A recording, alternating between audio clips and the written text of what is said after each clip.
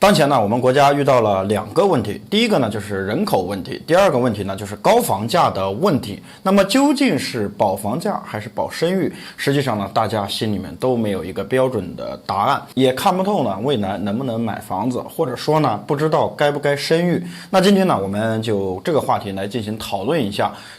呢，我们到底是保生育还是保人口？现在给大家呢看一个人口的数据。2014年呢，我国的出生人口呢是1897万，到了2018年呢就变成了1523万，再到呢2021年就变成了1062万。那也就是说呢，我国每一年新出生的人口在慢慢的减少。那么再看一看呢年轻人结婚的数据。2017年的时候呢，有1063万对情侣呢组成家庭，到2020年呢这个数据就变成了814万，再到2021年变成了763万对。也就是说呢，结婚的人也在慢慢的减少。那整体呢，就是结婚和人口的出生都在呈下降的趋势。那为什么现在年轻人不愿意结婚，人口在减少呢？我们先说年轻人为什么不愿意结婚。第一呢，就是成本问题。作为呢人生当中的一件大事，那可能呢会邀请亲朋好友来参加你的婚礼，但是呢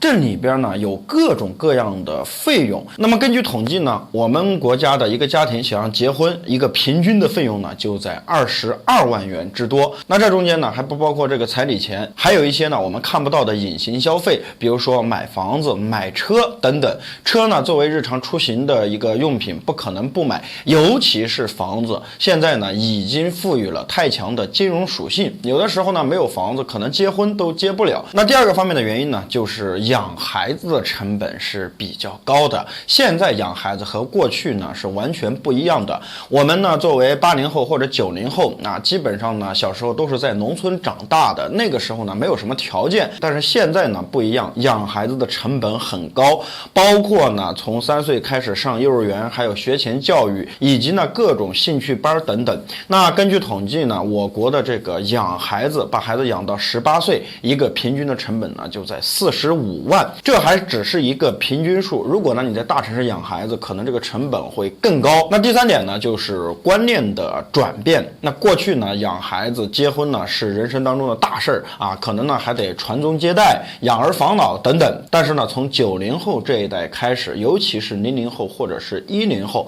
他们呢对于这个婚姻呢看得很淡啊，自己呢又比较自由，热爱生活，热爱运动，也会呢想着提前消费，所以根本不在乎结婚的早晚问题。而且呢现在还有一个现实的问题摆在面前，就是说呢养孩子谁来带的问题，要么呢就得高价请保姆，要么呢就是自己带。总之呢不管是保姆带还是自己带，都会呢浪费自己的金钱和时间，阻碍呢自己家庭的发展。而且呢在这个怀孕的阶段呢，职场对于女性呢是并不友好的。虽然说有产假，但是呢很多公司只要呢听到说马上这个女孩子要怀孕了，那基本上呢是不会录用的。这个呢在现实生活中是很常见的。那么有点呢就是职业上面的歧视，所以呢很多女性为了追求呢幸福、追求自由，可能呢就结婚，或者说呢只是谈朋友而不生孩子。我国的人口呢就在以上的几个原因当中啊，慢慢的出生率在下降。说完了人口，我们再来说房价的问题。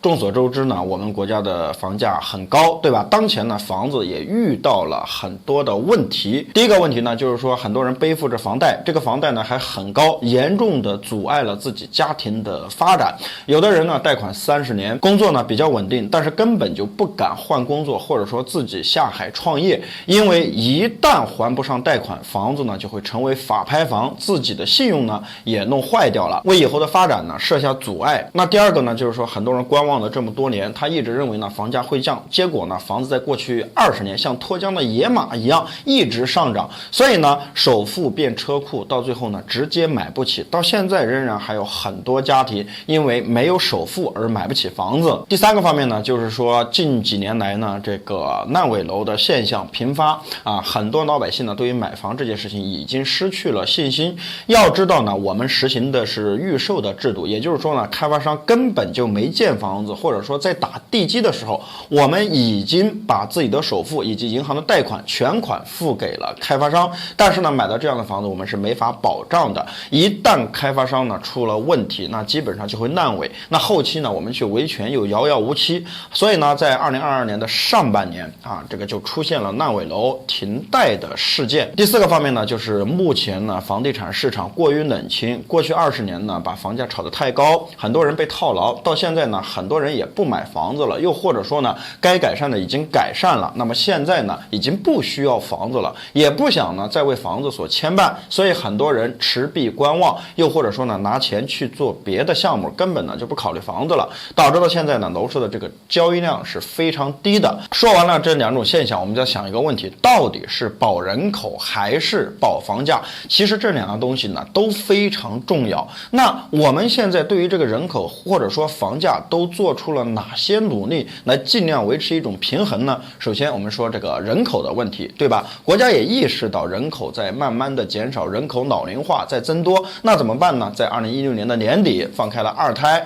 在2021年的时候呢，就是全面放开生育，但是呢，现在只是一个初步阶段，很多人呢还是没有意愿去生啊，就是我们刚才说到的那些原因。怎么样才能让人口接着增长呢？其实呢，我们还是那句话，房价不稳定的话，很多年轻人会离开大城市，也会选择不生育，或者说只生一个孩子。我觉得呢，后续在人口增长方面，这个补贴应该呢会加大力度。那今年呢，我们看到这个楼市全面的放松，对吧？那有可能呢，人口这个鼓励方面也有可能呢放一次水啊，因为现在的人口形势是非常严峻的。那比如说生孩子给补贴，生孩子直接给你呢减少房款，包括呢你的家庭另外一半呢产假增多等等等等，这些举措呢才能够让人生孩子。又或者说呢，从孩子出生一直到成人18岁，每一年都有补贴。只有呢把老百姓的这个身上的压力给减轻了以后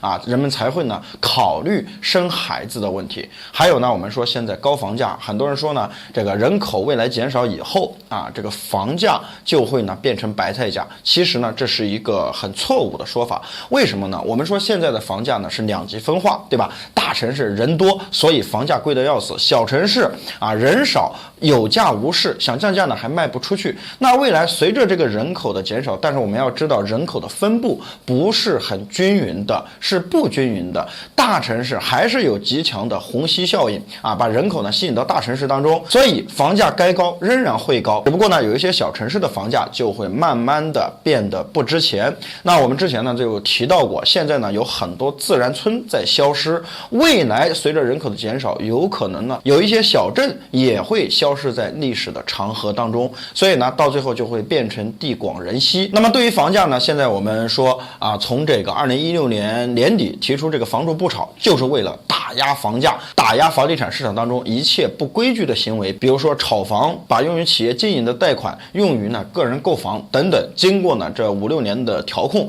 现在呢房价基本上保持了高位稳定。还有呢，在今年全面的放开限制，鼓励大家买房子。那其实呢做这些就是为了避免高房价的产生。未来呢房价2极分化，很多人呢还是能够买得起房子的。不要忘了，我们最终的一个目的呢就是8个字：住有所居，共同富裕。这才是我们保人口或者说保房价的一些举措。那综合来讲呢，保人口稍微重要一些，房价要把它降到合理的范围，保持稳定。为什么？因为过去20年我国的经济大部分就是靠房地产支撑起来的，目前呢还没有任何一个行业可以完全去替代这个房地产来对经济呢产生这么大的影响，所以说房地产不能够崩塌，那么未来呢会一直稳定下去，这就是最终的答案。好了，今天的视频呢就讲到这里了，我们下期视频再见，拜拜。